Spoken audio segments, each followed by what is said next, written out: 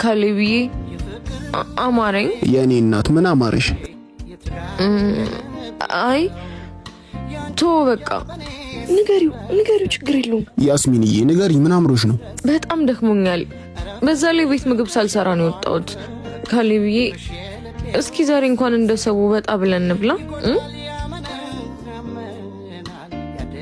ይሻላል አይሻልም? አዎ የስ እሺ በቃ ሰብለ ጋር ደስ ያለሽን አዝሽ ጠብቂኝ፣ እየመጣሁ ነው። እሺ አሁን ገንዘቡን ኪት አባቴ ላመጣ ነው።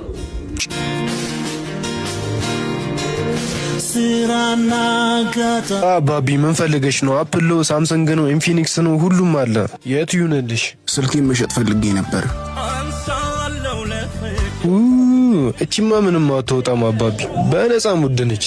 ስላሳዘሽኝ በቃ ዝም ብዬ የሆነ ነገር ላቀብልሽ።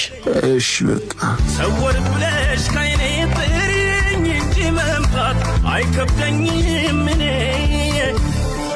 አንቺን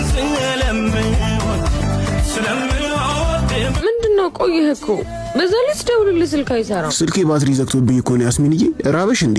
እኔን ይራበኝ። ሰብለ ምግቡ አልደረሰም? ደርሷል። ይኸው በጣም ይቅርታ። በቃ ብሉ፣ መልካም ምግብ። እሺ